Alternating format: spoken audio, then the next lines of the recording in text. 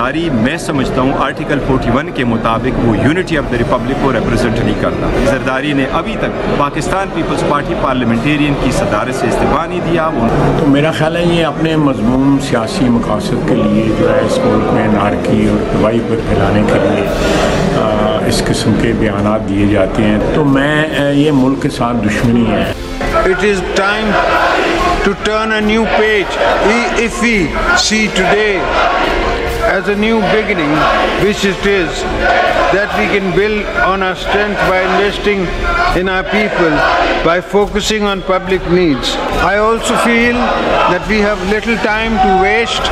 The country needs us to move on from the polarization so common now to contemporary politics. This joint house must play a leading role.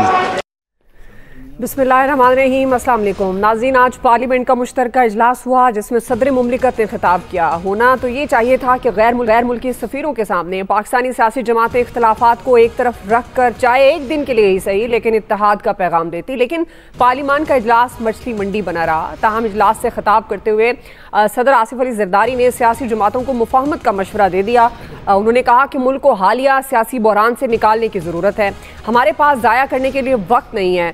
Polarisation से हट कर असर हाजिर की सियासत की तरफ बढ़ना मुल्क की ज़रूरत है। इस ऐवान को कायदाना किरदार अदा करना होगा।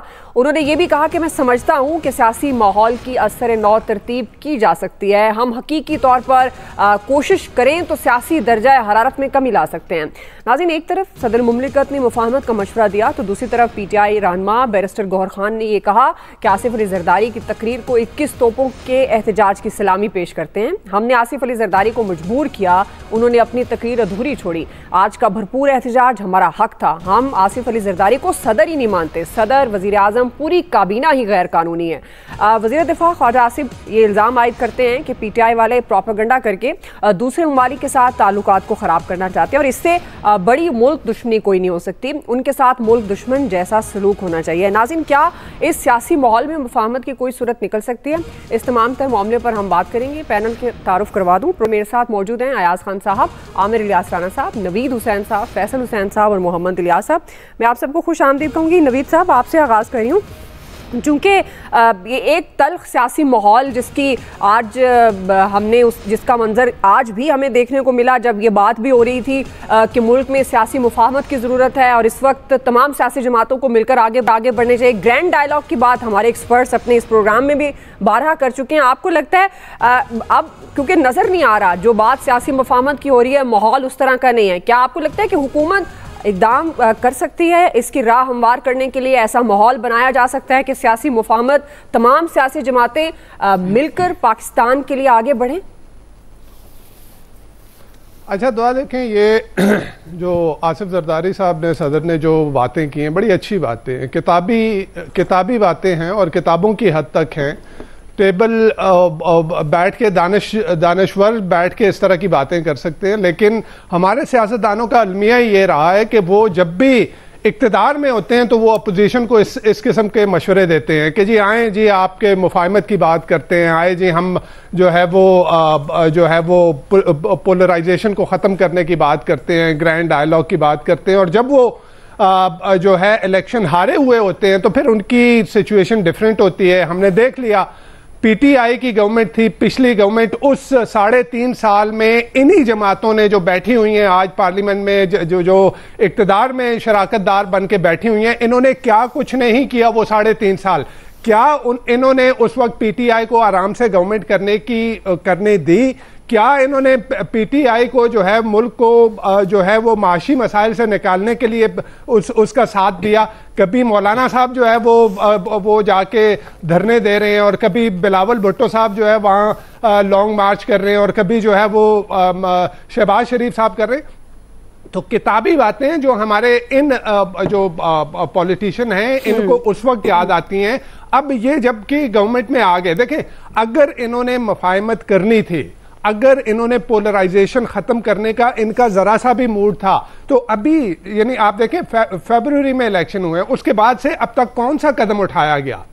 आपने इलेक्शन जिस तरह का इलेक्शन करवाया, उस इलेक्शन के नतीजे में जिस तरह से पीटीआई को निकाल दिया गया, इवन इलेक्शन से पहले जिस तरह का माहौल बनाया गया, क्या इस तरह से माहौल बनाए जाते हैं? क्या सियासी तलखी इस तरह से खत्म होती है? क्या सियासी मुफाहमत ऐसे होगी कि आपने इलेक्शन से पहले का जो माहौल बनाया, उसके बाद जिस तरह का इलेक्शन आपने किया, यानी उसकी क्रेडिबिलिटी सारी दुनिया के सामने है, आप खुद भी मान रहे हैं। मेरे ख्याल में जिस तरह की वीडियोस निकल के आ रही थी एमक्यूएम की और बाकी लोगों की, तो वो सामने आ रही हैं। इवन पीएमएलएन के लोग खुद अब बातें कर रहे हैं कि जी हम तो नहीं ले रहे थे, इक़्तिदार तो हमें जबरदस्ती दिया गया।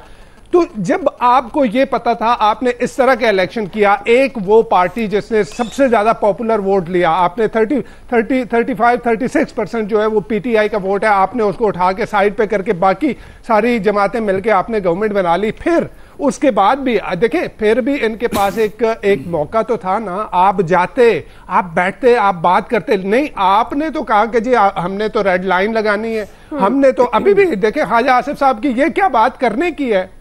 आप किसी पॉलिटिकल पार्टी को इस तरह से नहीं निकाल सकते पॉलिटिकल सिस्टम से। पाकिस्तान तहरीक इंसाफ भी तो इसी तरह का रवैया ना, दोनों तरफ आप बिल्कुल दुरुस्त कह रहे हैं। ख्वाजा आसिफ को भी नहीं कहना चाहिए। आप बैरिस्टर गौर कहते हैं हम तो इस काबीना को नहीं मानते, तो जिस काबीना को वो नहीं मानते तो वो अगर वो सुलह का हाथ बढ़ाते हैं तो वो फिर आगे क्या उनका जेस्चर होना चाहिए? देखें, बात यह है कि यहां पे आपने कौन सा प्रैक्टिकल स्टेप लिया है, मुझे बता देना। गवर्नमेंट की तरफ से एक प्रैक्टिकल स्टेप लिया गया हो। जिस तरह के केसेस चला के इमरान खान साहब को जो है वो अभी तक अंदर रखा हुआ है, और अभी भी उनकी अपीलों को जो है वो अभी कल परसों जो है वो आईएचसी ने ये कहा है कि एफआईए को कि अगर आप डिली डैलिंग करेंगे तो हमने इनकी कन्विक्शन जो है वो सस्पेंड कर देनी है। तो इस तरह के आपको अगर सियासी माहौल को, टेम्परेचर को कम करना है तो आपने प्रैक्टिकल स्टेप लेना है। ये पार्लियामेंट में खड़े होकर बड़ी अच्छी बात नहीं है कि जी सियासी दर्जा हरारत को कम किया जाए, मुफाहमत की बात की जाए, लेकिन प्रैक्टिकली कौन सा स्टेप लिया है? देखिए, प्रैक्टिकली अगर लेना होता है ना, आपने देखा था पीछे हमारे डिक्टेटर मुशर्रफ, जनरल मुशर्रफ, उन्होंने अगर ग्रैंड रिकंसिलिएशन की बात की, सैकड़ों केसेस उन्होंने जो है वो जिसमें क्रिमिनल नौयत के केसेस है वो उन्होंने माफ कर दिए। लोग जो है वो सारी मुफाहमत में आ गए। यहाँ पे आपने एक बंदे को अंदर रखा हुआ है और उस बंदे के ऊपर जिस तरह के केसेस चले और जिस तरह से आपने उनकी कन्विक्शंस करवाई, सारी दुनिया के सामने अपने जुडिशियल सिस्टम का भी मजाक उड़ाया। तो मेरे ख्याल में ये नहीं है, प्रैक्टिकल स्टेप लेना होगा। अगर आप मुल्क में आप ये चाहते हैं कि मुल्क में सियासी दर्जा हरारत कम हो, एक मुफाहमत की बात हो और जो है वो मईशत के ऊपर तवज्जो दी जाए और मईशत की बात की जाए, तो फिर प्रैक्टिकली आपको कुछ करना होगा। ये नहीं है कि सिर्फ जो है वो आप बातें करें। सही है आमिर साहब, ये किताबी बातें हैं जो सदर आसिफ अली जरदारी साहब ने की, जो नवीद साहब भी कह रहे हैं, और वो जो प्रैक्टिकल एक स्टेप की ज़रूरत है। तो आपको लगता है कि इस सियासी माहौल जो इस वक्त नज़र आ रहा है, इसमें गवर्नमेंट इस पोजीशन में है, ऑपोजिशन इस पोजीशन में है कि दोनों मिलकर, जाहिर है जब दोनों मिलकर आगे बढ़ेंगे तभी तो मुफाहमत का रास्ता निकलेगा किसी एक की। आपको लगता है कि अगर हुकूमत पहल कर देती है और माहौल भी बनाना बड़ा जरूरी है, वो बना देती है, तो वाकई सियासी मुफाहमत हो जाएगी? चूंकि आपने नवीद साहब का नाम लिया और जो नवीद साहब ने तज्जिया दिया उस पर आपने एक फिक्रा कहा, वही काफ़ी था कि पीटीआई का अपना रवैया क्या है। मुझे ये बताएं, जरदारी साहब कब मुफाहमत नहीं चाहते? उन्होंने कभी लड़ाई की बात नहीं की। वो हुकूमत में थे या नहीं थे, वो तो चाहते हैं आ जाओ। उन्होंने पूरे सिंध को अपने अंदर समो लिया है, जितने मुखालिफ थे सारे पीपल्स पार्टी में शामिल कर लिए। मुफाहमत के तो वो बादशाह हैं। ये और शहबाज शरीफ, इन्होंने इमरान खान को पहले दिन ऑफर की थी कि हमारे साथ मिसाके मईशत कर लो, हम चलना चाहते हैं, शायद हमारी यादाश्तें कमज़ोर हो गई हैं। इनको कहा गया इससे बुरी अपोजिशन मिल नहीं सकती इमरान खान को। इमरान खान के लिए मजे की और अवाम के लिए बहुत के जी बोगस अपोजिशन है, कुछ भी नहीं कर रही। ये सारी चीजें यहीं पे तज्जिए होते रहे कि जी देखें उसके लिए तो मसाइल ही कोई नहीं है, ये फुसफुसे से लोग हैं, आते हैं चले जाते हैं। वो इमरान खान की तरह को धरना ही नहीं दे सके कि मफलूज कर दो, वो रिजवी साहब की तरह धरना नहीं कर सके कि मफलूज कर दो पाकिस्तान को। मतलब यहाँ पे ये सारी चीजें हम कैसे भूल सकते हैं कि जब मुफाहमत की बात की जवाब में कहा ये चोर डकैत हैं। अब अगली तजवीज़ बड़ी अच्छी दी है कि जनाब मुशर्रफ की तरह इनको एनआरओ दे दें। यानी इमरान खान साहब को हाथ बांध के दे दे। जैसे मैं पहले कहता हूं ना, कुछ लोग लिख रहे थे, बोल रहे थे कि जी घुटने टेक दो जाके अडयाला में, तो मैं बता रहा हूं कि फिर टिकाए जा रहे हैं ना घुटने, वो 9-9 फुट पे चढ़ के भी नहीं बोल सकते, क्योंकि जब आपको एक्सेस होती है रिपोर्टर्स को, जर्नलिस्टों को, तो वो ये होती है कि आप कोर्ट की रिपोर्टिंग करें, वहां पे मुलाकातें, गप्पें शप्पें सब हो रही हैं, तो फिर आप करा ले। हाई कोर्ट से आपने रिलीफ लिए, आप एक और ले लें कि जी वो दीवार भी गिरा दें 9 फुट की। हम कब कह रहे हैं, हम तो वो बात करते हैं जो हो रही है। आप सिर्फ जिनसे मुफाहमत चाहते हैं उन्हीं आर्मी चीफ को रोजाना की बुनियाद पर दशनाम तरादी में रखा हुआ है। आप और आपकी वाइफ दोनों ने निशाना बनाया हुआ आर्मी चीफ को। पहले DGISI साथ थे, वो आखिरी 2 दफा में सिर्फ आर्मी चीफ को बना लिया है। अच्छा जी, आप किससे मुफाहमत चाहते हैं? आप सियासी जमातों से जो ऑफर कर रहे हैं, वो कहते हैं लेजिटिमाइज नहीं, तो वो KPK का CM जो गंडापुर साहब हैं, वो किससे मिलने के लिए इस्लामाबाद आए थे? मुझे बता दें, अगर ये इलीगल है। बैरिस्टर गौहर साहब के तो रवैया वैसा नजर नहीं आ रहा। ख्वाजा, मैं एक ज़िमनी बात कर रही हूं ताकि आप इस पे भी तज्जिया कर दें। ख्वाजा आसिफ साहब फिर ये क्यों कह रहे हैं कि इनके साथ मुल्क दुश्मन जैसा सलूक होना चाहिए पाकिस्तान तहरीक इंसाफ वालों के साथ? जब आप पाकिस्तान के मफादात पे आएंगे, यानी जो शेर अब्दुल मरवत साहब बात कर रहे थे, जिसको अब लाइन में लग के इनकार किया कि ये हमारी पार्टी पॉलिसी नहीं है, और उनको भी कहना पड़ा ये मेरी जाती राय है, उन्होंने कोई कसर नहीं छोड़ी। इन सब के लोगों ने ये बयानियां बनाते हैं, टिक गया तो ठीक है, वरना पीछे से दूसरी तरफ से दूसरा काम कर दो। ख्वाजा आसिफ ने उस बात का जवाब दिया, पॉलिटिकल जवाब दिया, कोई उन्होंने कोई रेफरेंस नहीं दायर कर दिया कि जाके कर दें। जो बनता है रेफरेंस, वो अब मेरा ख्याल है सुप्रीम कोर्ट में 24 तारीख से फौजी अदालतों का केस लग रहा है, फाइनल हो जाएगा, सबको लग पता जाएगा कि कौन कहां पे खड़ा है। यहां सारे बादरियां निकल आएंगी जब वो फैसला सुप्रीम, क्योंकि असल चीज रुकी हुई उस पर हुई है कि वो सिविलियंस का ट्रायल सुप्रीम कोर्ट क्या फैसला देती है। क्योंकि हमेशा से होते आए हैं, जब वो फौज के मामलात में लोग मदाखलत करते हैं तो ट्रायल होते रहे हैं। स्पेशल ट्रायल भी हुए, स्पेशल इजाजत भी आईनी तरमीम करके दी गई, और उन्होंने तो जो फैसला करने वाले वो जजेस थे माशाल्लाह, उन्होंने तो पूरा कानून ही उड़ा दिया था, 100 साल का पुराना कानून के। नहीं जी नहीं, यह बात, क्योंकि हमने सहूलत देनी है, यहां सहूलतकारी तो मुसलसल हुई है, तो ठीक है भाई, फिर आप लड़के लेना चाहते हैं तो इनकलाब ले आए, किसी ने रोका है? मैंने यहां पर भी कहा था, इमरान असगर ने पहले दिन, जिस दिन इमरान खान को पहली सजा हुई थी, उसने कहा था मैसेज दो बाहर जाके कि बाहर निकलो। एक ने भी लीडर ने आके बाहर नहीं बताया।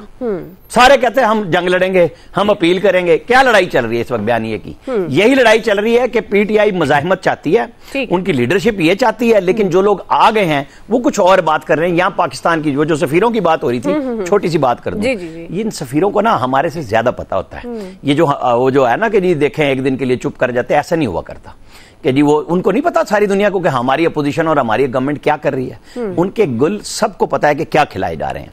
तो ये नहीं होता, ये सदर के साथ आप लाइन लिख लें कि जनाब फारूक लगारी थे, यहाँ गुलाम इसाक खान थे, यहाँ जनरल मुशर्रफ थे, यहाँ जो आया उसके साथ यही कुछ हुआ है। कभी चूड़ियां गिराई गई, कभी गालियां दी गई, कभी कुछ किया गया। तो आज इन्होंने किया तो ये हमारी ऐन पार्लिमानी रवायत है, इस पर मुझे कोई मसला नहीं। जी आया साहब, ये ऐन पार्लियामेंट रिवायत कभी खत्म हो सकती है इस तरह की, जिससे आप दुनिया में आपका इंप्रेशन इस तरह का जाए? और जो हमारा बुनियादी सवाल, अगर जरदारी साहब मुफाहमत के बादशाह हैं, मुफाहमत के चैंपियन हैं, तो आपको लगता है वो कामयाब हो जाएंगे सियासी जमातों को एक साथ बैठाकर आगे बात बढ़ाने में? देखिए, ये पार्लियामेंट का हुस्न है। गो बाबा गो के नारे हमने सुने, गो लगारी गो के सुने, गो डिक्टेटर गो, वो ये शुरू से चलता रहा है, इसमें तो कोई हैरत वाली बात नहीं। और सच्ची बात है, हमारे जो अरकान पार्लियामेंट है बड़े बीबे लोग हैं, बड़े अच्छे लोग हैं। आप देख रही होती है ना, हमारे जैसे मुल्कों की बाज़ दफ़ा पार्लियामेंट की वो आ रही होती हैं वीडियोज़ कि वो बाकायदा मुक्के चल रहे होते हैं, मार रहे होते हैं एक दूसरे को, हशर कर देते हैं, नीचे गिरा लेते हैं। हमारे तो बहुत अच्छे चांदे यही हो, चलो घुमाते शुमाते हैं, बस एक दूसरे को स्पीकर का वो डाइस का घेराव कर लिया, प्राइम मिनिस्टर का कर लिया, बस इससे ज्यादा नहीं करते। अच्छा, अब बात करते हैं जरदारी साहब। जी जी। अच्छा, मुझे ये बड़ी पॉजिटिव लगी है जरदारी साहब की बात। उसकी वजह ये वो उनको समझ आ रही है। देखें, इस मुल्क में आज भी मैं ये कहूँ, अगर कोई political party in a true sense है, वो पीपल्स पार्टी है मेरे हिसाब से। वो आप इख्तलाफ कर सकते हैं, आपको राइट है। वो ना उस तरह से PMLN है, ना PTI है, ना ही कोई और जमात इस तरह से बिहेव करती जिस तरह पीपल्स पार्टी करती है। मेरा ये जाती राय है मेरी। और वो बात मुफाहमत की या तो पहली बार की हो जरदारी साहब, जब इलेक्शंस के बाद पीपल्स पार्टी ने सबसे पहले हाथ बढ़ाया था PTI की तरफ। वो मुफाहमत नहीं थी तो और क्या थी, चीजें ठीक करने के लिए कहा था ना उन्होंने, क्या है मिलकर हुकूमत बना लेते हैं। और वो हुकूमत मिलके बनी होती तो आज शायद इमरान खान साहब बाहर होते, जेल में ना होते। ठीक है, वो चूंकि वो गालिबन तासुर ये देना चाहते हैं कि हमारी चूंकि इनकलाबी पार्टी है और हम कोई इनकलाब लाना चाहते हैं इस मुल्क में, इसलिए वो मफामत नहीं चाहते। लेकिन जरदारी साहब ने बहुत अच्छी बातें की हैं और मतलब सिंसेयरली की होंगी, मुझे ये भी यकीन है, क्योंकि मुझे लगता था कि जरदारी साहब जब प्रेसिडेंट बनेंगे तो उसके बाद he will be the first person जो मफामत का हाथ बढ़ाएगा और कोशिश करेगा कि चीज़ें आप जो मर्जी कर लें। ख्वाजा आसिफ साहब को तो खैर मेरी दरख्वास्त है कि सीरियस ना लिया करें आप।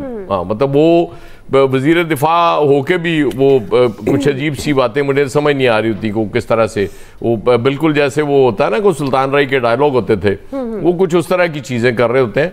वो अलबत्ता जरदारी साहब को आज सीरियस लेने की ज़रूरत है और तमाम स्टेक होल्डर्स को सीरियस लेने की ज़रूरत है। देखिए, इस तरह की पॉलिटिकल एटमॉस्फेयर में जो आप सोच रहे हैं चीज़ें पॉजिटिव करना चाह रहे हैं इस मुल्क के लिए, वो नहीं हो सकेंगी। मतलब बेशुमार रुकावटें आती रहेंगी। इसलिए बेहतर यह है कि वो मफामत की जो जरदारी साहब बात कर रहे हैं, पॉलिटिकल डिवाइड ख़त्म करने की बात कर रहे हैं, वो तो यहाँ तक कह रहे हैं कि हम इसको रीसेट कर सकते हैं पॉलिटिक्स को, कि वो जो चीज़ें इतनी इसमें शिद्दत और ये आ गई हुई है उसको कम कर सकते हैं। अब जाहिर है एक लीडर जेल में बैठा हुआ है, आप उसके बारे में जो मर्जी कह दें, आप ये भी कह दें कि जी वो उसकी पॉलिसी चल रही है, मरवत साहब ने उनके कहने पे कर दिया। मरवत साहब ने कितनी दफ़ा ऐसी बातें की हैं जो उनको पार्टी को डैमेज करती हैं, वो नज़र आ रही होती है हमें। अगर वो जेल में बैठा हुआ लीडर खुद चाह रहा है उसकी पार्टी डैमेज हो जाए तो मेरी समझ से बाहर है कि उसकी अकल को क्या हो गया है। तो इसलिए मैं मरवत साहब को भी देख रहा होता हूँ मुसलसल, वो जिस तरह की बात कर जाते हैं और उसके बाद पार्टी को वजाहतें देनी पड़ती हैं। और ये सऊदी अरब के हवाले से बात ये इतनी आसान नहीं है। सही। सऊदी अरब ने कब बेल आउट नहीं किया आपको, और वो जो ये हम बड़े खुश हो रहे हैं कि जी वो जा चुके हैं, अभी तक को क्लैरिटी तो मुझे नहीं मिली। क्लियर पॉलिसी मुझे गवर्नमेंट ने बताई हो कि जी हाँ ये फलां चीज़ें हमने उनको दे दी हैं और इस पे 1 महीने के बाद या 1.5 महीने के बाद इस पे इम्प्लीमेंटेशन शुरू हो जाएगी और ये इन्वेस्टमेंट आ जाएगी। अभी तो सिर्फ यही हुआ है ना कि वो लेके चले गए यहाँ से तजावीज़ आपकी, और उस पर गौर करके वो आपको जवाब देंगे। तो इसलिए फिर वही बात है कि हम होमवर्क करने की आदी कौम नहीं है, हम वो होमवर्क नहीं करते। हमें उनके आने से पहले होमवर्क कर चुके होना चाहिए था, और उनको जब वो आ गए तो फिर को कंक्रीट डायलॉग हो जाता और बता देते जी फलां चीज़ है हम ऑफर कर रहे हैं, इसमें आप बताएं कितनी इन्वेस्टमेंट आप कर सकते हैं। वो चीज़ें कुछ और हो जाती, लेकिन हम चूंकि ऐसे ही हैं कि ठीक है जी वो फिलहाल मीटिंग तो करो ना, बाकी फिर देख लांगे, इसी बात को तैयार कर लेंगे। बहरहाल मुझे आज जरदारी साहब की ये बात मैं तो बहुत संजीदा ले रहा हूँ इसको, कि वो बड़ी अच्छी बात की है और ये बाकी लोगों को भी संजीदा लेनी चाहिए। जी फैसल साहब संजीदा लेंगे, बाकी सब लोग भी, और वो कह रहे हैं कि सबको एक कदम पीछे हटना होगा। तो आपको लगता है इस वक्त तमाम सियासी जमातें इस मूड में लग रही हैं जिनके दरमियान जाहिर है ये एक इस्तेहकाम की फ़ज़ा पैदा करने के लिए मुफाहमत बड़ी ज़रूरी है, वो इस मूड में लग रही हैं कि वो एक कदम पीछे हटेंगे, और इस तल्ख माहौल में मुफाहमत की लग रही है गुंजाइश आपको? देखिए, ज़मीनी हक़ाइक़ पे रहते हुए हमें गुफ्तगू करनी चाहिए, संजीदा लेने पे तो पाबंदी नहीं है, किसी भी बात को संजीदा ले लें। जरदारी साहब की बात को भी हम संजीदा ले लें। बात यह है कि जरदारी साहब कह रहे हैं कि ये जो इंतशार है, ये सियासत ख़त्म होनी चाहिए, मुफाहमत का रास्ता निकालना चाहिए। तो भाई हम निकालें ना, तो वो रास्ता किसने निकालना है? मैंने निकालना है, आप इन्होंने ही निकालना है ना, हुक्मरान तबके ने निकालना है ना। ये पाकिस्तान की तारीख की जो है वो एक अजीब हुकूमत है जो खुद मुतालबात कर रही है। जितने भी इनके वजीर उठा लें खुद आज साद रफीक ने मुतालबा किया कि हुकूमत ट्विटर पे पाबंदी खत्म कर दे। हुकूमत किसकी है? अब ये जो आसिफ जारी वो वैसे हुकूमत का हिस्सा नहीं है, फैसल निकालना चाहिए। साद रफीक हिस्सा नहीं है इस हुकूमत, जमात तो है सर। हुकूमत जमात का तो बंदा कर सकता है ना डिमांड गवर्नमेंट से। चल ठीक है, बिल्कुल।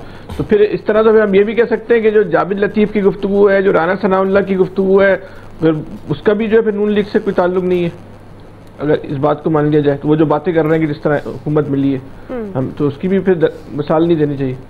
बहरहाल ये एक उनका एयाज साहब की राय, उनका हक है। लेकिन बात यह है कि जिस तरह आसिफ जारी साहब ने इक़्तिदार में जाने का रास्ता बनाया, एक कम मैंडेट रखते हुए ज्यादा मैंडेट रखने वाली जमात से अपना हिस्सा बाकदरे जुस्सा से ज्यादा ले लिया ना उन्होंने इक़्तिदार में, अपना शेयर ज्यादा शेयर ले लिया जितना नहीं बनता था, अपनी सलाहियतों के मुताबिक अपनी सलाहियतों का इस्तेमाल करते हुए। अब इनको क्या कहते हैं, वो मुफाहमत का बादशाह शहजादा क्या कहते हैं, जो भी कहते हैं, तो वो इनको तो चाहिए ना, तो मुफाहमत का कोई वो दिखाए ना, फार्मूला तो पेश करे। तो ये खाली बातें करके चले जाना और फिर सब बाबा करें बैठ के, भाई बड़ी अच्छी जरदारी साहब ने तजवीज़ दी है, इस वक्त पाकिस्तान के मसले का हल तो यही है कि मुफाहमत होनी चाहिए। भाई हल पेश करें, आप राय नहीं दें, ये राय क्यों दे रहे हुक्मरान तबका? और फिर इसका हल क्या है? हमें और आपको इसका जो हल नहीं पता, इसका हल क्या है? जरदारी साहब को हल नहीं पता। हल तो एक ही है कि सारी सियासी जमातें जो है वो बैठ जाए, बैठ के बात कर लें। जरदारी साहब की अपनी कैपेसिटी है कि वो तहरीक इंसाफ से बात कर सकते हैं, नून लीग की अपनी कैपेसिटी है कि वो तहरीक इंसाफ से बात कर सकती है। जो हल है उस हल की तरफ कोई जाने को या तो तैयार नहीं है या उसकी जाने की इस्तेदाद नहीं है। ये दो बातें। और दूसरी बात, एक बात को समझ लीजिए, इस वक्त जो सियासी इंतशार है ना, यही हुक्मरान तबके की लॉटरी है इस वक्त मौजूदा हुक्मरानों की। जिस दिन ये सियासी इंतशार, जिसको हम और आप सियासी इंतशार कह रहे हैं, वो खत्म हो गया तो इनका इक़्तिदार भी खत्म हो जाएगा। इंतशार है किस चीज का? इसी बात का तो इंतशार है कि मेरिट पे जो है हुक्मरानी दे दी जाए। तो जो इंतशार खत्म हो रहा है तो ये तो इक़्तिदार में ये लोग भी नहीं रहते। अगर जरदारी साहब इतने मुखलिस हों क्या वो इस बुनियाद पे इस मुल्क से इंतशार खत्म करेंगे कि उनकी सदारत खत्म हो जाए? नून लीग इस बुनियाद पे इंतशार खत्म करेगी कि उसकी हुकूमत खत्म हो जाए? कैसे करेंगे? मुमकिन नहीं है। ये हुकूमत खत्म होने से पहले थोड़ी सी बात करनी है। जी मैं देती हूँ मौका।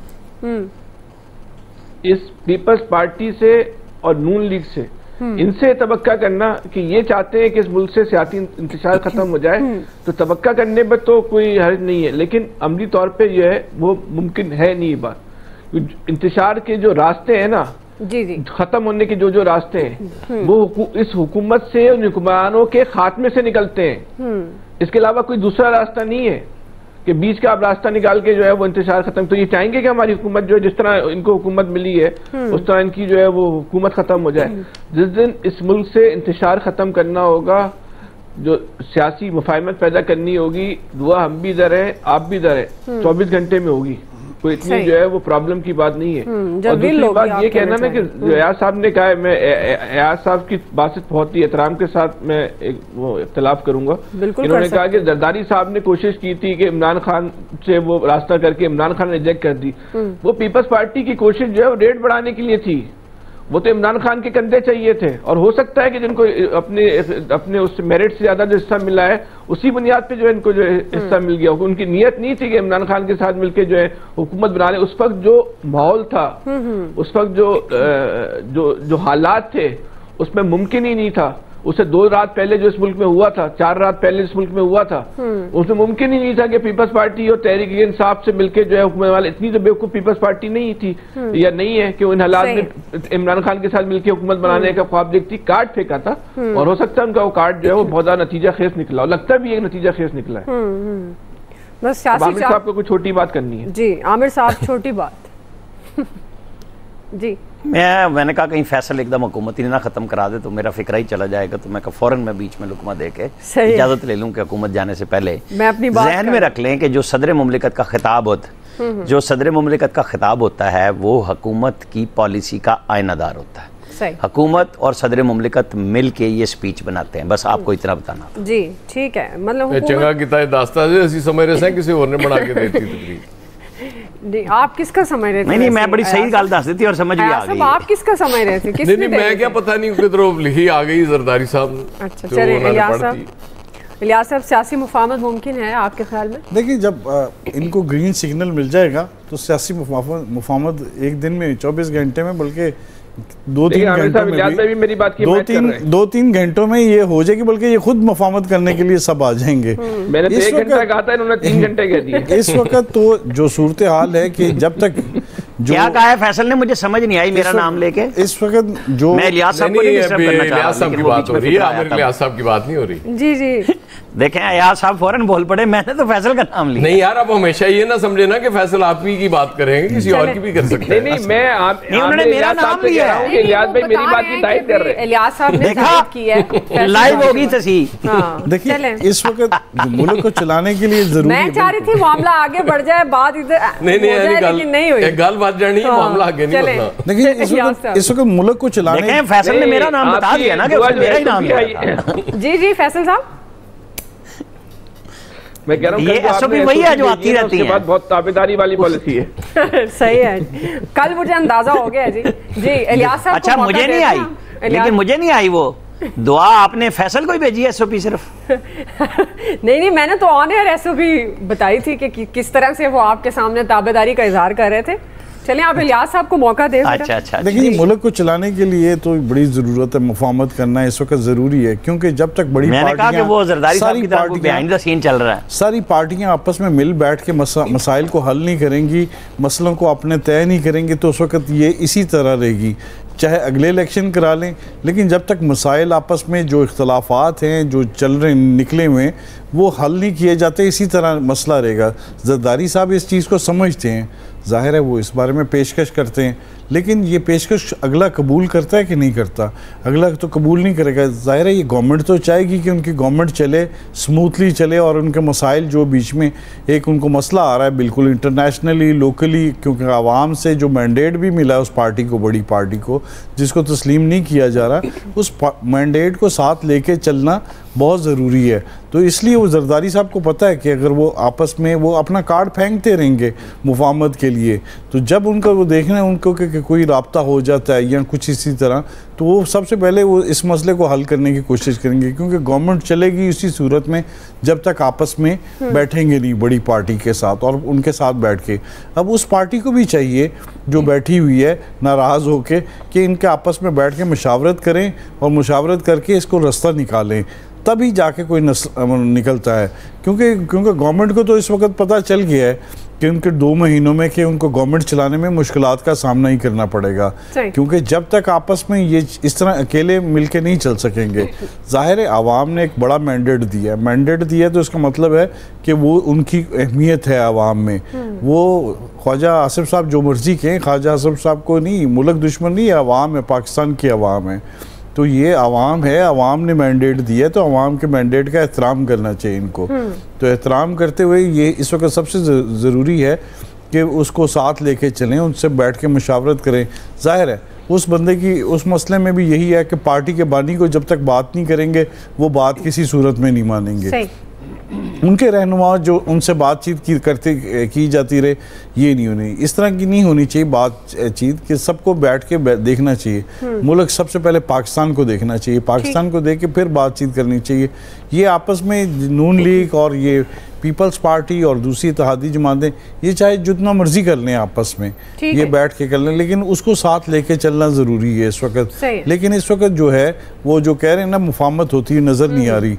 मुफाहमत उस वक्त सूरत नज़र आएगी जब वो मना लेंगे उसको और ये वो मतलब उनकी फैसल साहब की बात है कि इनकी गवर्नमेंट जाएगी तो तभी मुफाहमत होगी, वरना नहीं होगी। वरना मसला इस सूरत में भी जा सकती है मुफाहमत इसी सूरत में। जी नवीद साहब जी।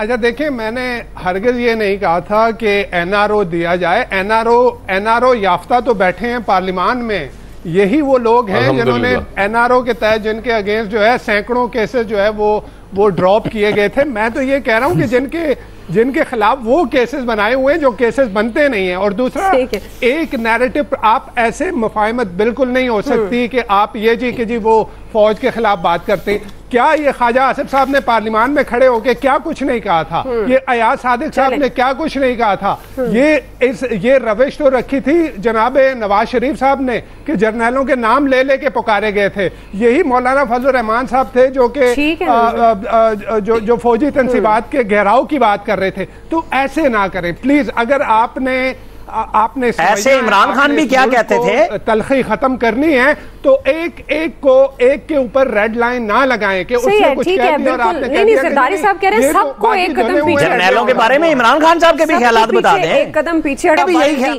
मुल्क को हालिया सियासी बुरान से निकालने की जरूरत है। सदर मुमलिकत ने अपने ये खिताब में कहा, सियासी मुफाहमत की भी बात की, और ये मुल्क के मफाद में है ही कि तमाम सियासी जमातें मिलकर बैठे, क्योंकि इसी से आपके मुल्क ने आगे बढ़ना है, मईशत ने बेहतरी की तरफ जाना है। जब तक आप सियासी इस्तेहकाम नहीं लाते। अब राय क्या रखते हैं एक्सपर्ट्स वो आपने जान लिया। अभी एक ब्रेक ले रहे हैं जी, ब्रेक से वापस आएंगे। दूसरा सवाल, पाकिस्तान तहरीक इंसाफ के सीनियर रहनुमा नज़रअंदाज किए जाने का शिकवा कर रहे हैं। हम सवाल ये रखेंगे क्या उनका शिकवा जायज़ है? राय लेंगे ब्रेक के बाद। वेलकम बैक नाज़रीन। इस वक्त पीटीआई को सियासी और कानूनी तौर पर कई मसाइल का सामना है, लेकिन उनसे बढ़कर पार्टी के लिए अगर कोई ख़तरा है तो वो अंदरूनी इख्तलाफात हैं, क्योंकि आए रोज़ कोई ना कोई रहनुमा शिकवा करता नज़र आता है। कुछ दिनों पहले शहरियार आफरीदी ये सवाल करते नज़र आ रहे थे कि वो ओहदे के लिए पार्टी में नहीं आए, लेकिन क्या वजह है कि अंदर के मुनाफिकों को शहरियार और अली मोहम्मद खान हजम नहीं हो रहा?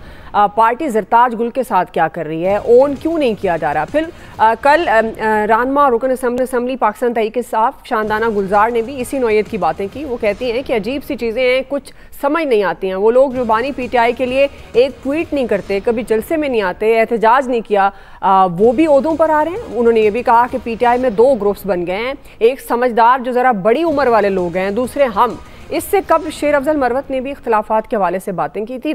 आज उन्होंने सऊदी अरब के हवाले से दिए गए बयान की भी वजाहत कर दी है, और वो ये कहते हैं कि सऊदी अरब से मुतलिक जो बयान है वो मेरी ज़ाती राय थी, ज़ाती राय तो दे सकता हूँ, मैं भी इंसान हूँ। नाज़रीन, पीटीआई के ये अंदरूनी मसाइल पार्टी को कितना नुकसान पहुँचाएंगे, पार्टी में मौजूद सीनियर रहनुमाओं के शिकवे कितने जायज़ हैं, इस पर हम बात करें।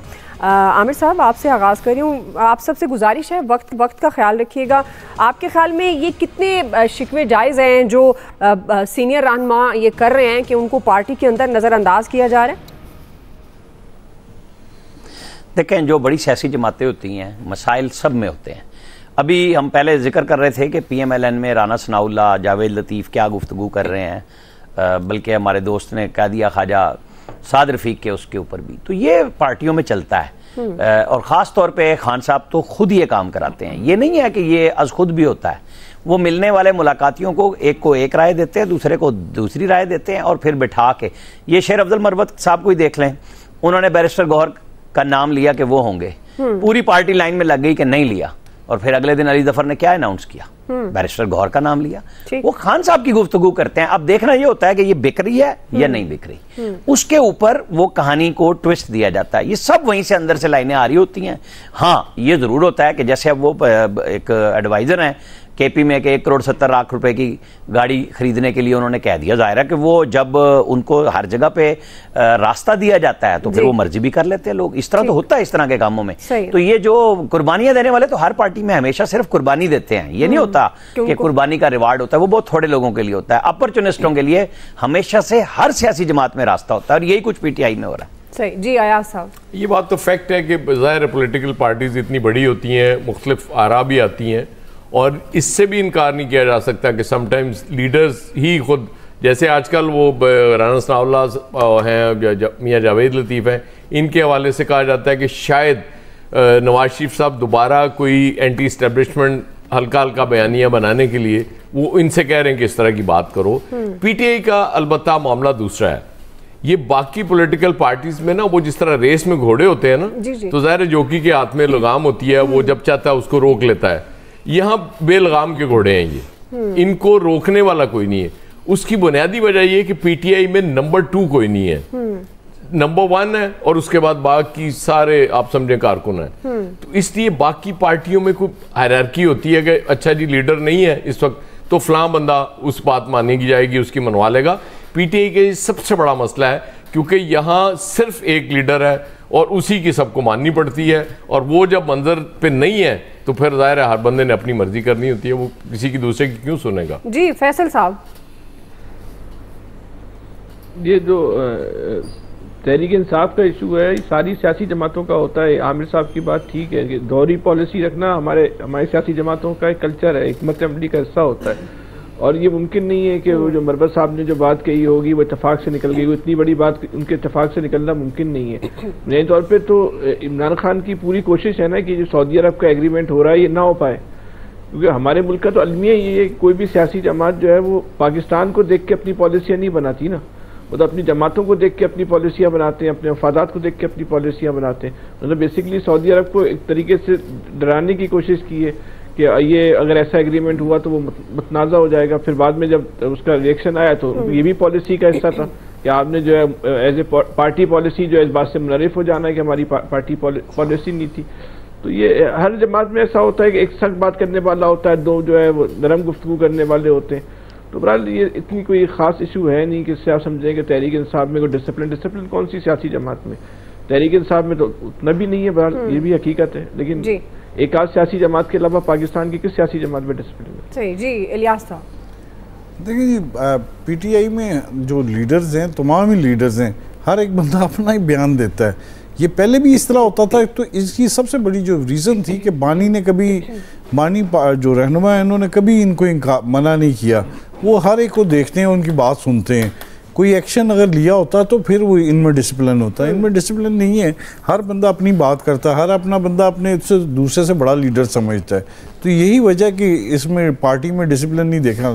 अब देख लें, नून लीग में भी देखें, पार्टी से हट के भी बयान दे रहे हैं। जो भी साद रफीक साहब ने भी दिया, आज पार्टी को कहा, इस तरह राना सनाउल्लाह साहब ने कहा। पॉलिटिकल पार्टीज में इस तरह चलता रहता है। तो पार्टी लीडर हर किसी को नाराज़ नहीं करता, देखते हैं उनको। जब वो ज़्यादा ही हट के बात करता है तो फिर कोई एक्शन होता है, शोकाज दे देते हैं, फिर उसके बाद उसको बाद में कर लेते हैं। ये सियासत में उसमें कभी एक दूसरे को नाराज़ नहीं करते। और हमारे यहाँ तो बिल्कुल नहीं नाराज़ करते, क्योंकि उनका हर पार्टी का जो उनका कैंडिडेट है उनके लिए बड़ा अहम होता है, क्योंकि उससे कोई ना कोई उनसे उन्होंने काम निकलवाना होता है। तो यहाँ तो पीटीआई में तो हर कोई बयान दे रहा होता है। इधर गली मोहल्लों में भी बयान दे रहे होते हैं, उधर भी बयान दे रहे होते हैं। जो छोटा कारकुन है वो अपने आप को बड़ा समझ रहा होता है। तो जाहिर है ये छोटे जब ऊपर आए हैं तो ये अब उनको नहीं समझेंगे, तो वो एक दूसरे को, सीनियर्स को नहीं अभी समझेंगे। तो ये अभी तय होते होते इनको टाइम लगेगा, क्योंकि दोनों एक दूसरे में जुड़ने में अभी वक्त लगेगा। जी नवीद साहब। अच्छा देखिए, ये कहा गया कि जी पीटीआई में नंबर 2 नहीं है, बाकी किस पार्टी में नंबर 2 है मुझे बता देना। मौलाना को निकाल दें तो JUIF क्या है, जरदारी साहब को, हाउस ऑफ भुट्टो को निकाल दें तो पीपल्स पार्टी क्या है, हाउस ऑफ शरीफ को निकाल दें तो नून लीग क्या है। तो किसी में भी जो है वो नंबर 2 नहीं है। ये सारी सियासी पार्टियां ऐसे ही हैं। और यही हुआ, आप देखें जब भुट्टो को, जुल्फ़िकार अली भुट्टो का जो जुडिशल मर्डर हुआ, उसके बाद पीपल्स पार्टी को तितर बितर हो गई थी। इसी तरह नवाज शरीफ साहब जो है, जब उनको जलावतन किया गया तो पीछे से जो है उसमें से काफ लीग भी निकल आई और ज़ियान लीग भी, पता नहीं क्या क्या लीगें निकल आई। मेरे ख्याल में ये इमरान खान साहब को अंदर रखने का ये भी एक स्ट्रैटेजी है कि जी आप उसको सीन से हटाएं ताकि इसकी पार्टी के अंदर इंतशार हो। लेकिन ये बात भी सबको पता है कि इमरान खान पीटीआई और पीटीआई इमरान खान है। किसी ने पार्लियामेंटेरियन बना के देख लिया तो उसका हशर क्या हुआ, किसी ने इस्तेकाम पार्टी बना के देख लिया तो उसका क्या हशर हुआ। तो बात इमरान खान का ही नजरिया चलेगा, बाकी ये बहुत सारी बातें होती रहेंगी। खान साहब को अंदर जितनी देर खान साहब को अंदर रखा जाएगा, मेरे ख्याल में मरवत की तरह के लूज कैनन जो हैं वो मुल्क के लिए नुकसानदेह होंगे। तो बेहतर ये होगा कि उनको ठीक है ताकि वो इंतशार खत्म करें। जी आपका पॉइंट आ गया, वक्त हमारे पास खत्म हो गया। जी आप सबका बहुत शुक्रिया। आज के एक्सपर्ट से इतना ही, फीडबैक दीजिएगा। ख्याल रखिए, अल्लाह हाफिज।